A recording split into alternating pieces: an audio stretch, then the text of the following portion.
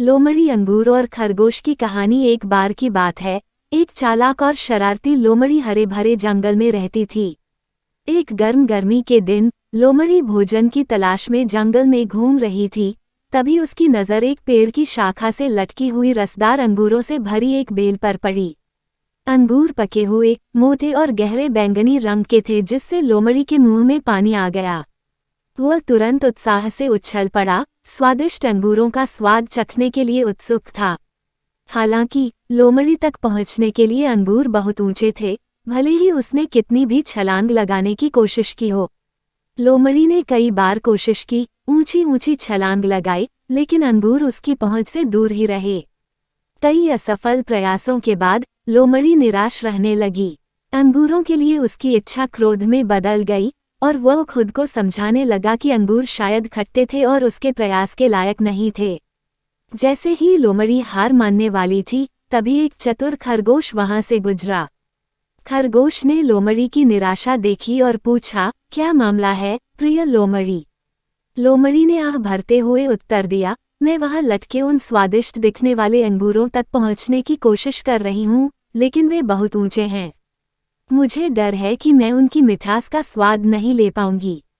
खरगोश, जो अपनी बुद्धिमत्ता के लिए जाना जाता है, मुस्कुराया और कहा, इतनी जल्दी उम्मीद मत खो मेरे दोस्त, मुझे देखने दो। चपलता के साथ खरगोश पास की चट्टान पर चढ़ गया और अंगूरों की जांच की।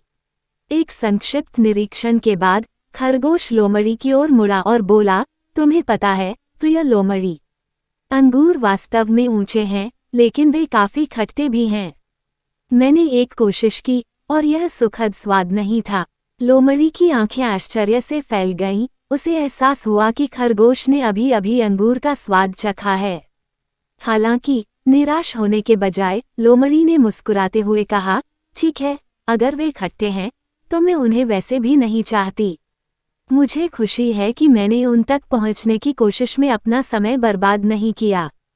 खरगोश लोमड़ी की चालाकी से वाकिफ था, मुस्कुराया और उत्तर दिया, वास्तव में प्रिय लोमड़ी, ये स्वीकार करने के बजाय कि हम जो चाहते हैं वह प्रयास के लायक नहीं है, खुद को ये समझाना हमेशा बेहतर होता है कि हम इसे हासिल नहीं कर सके।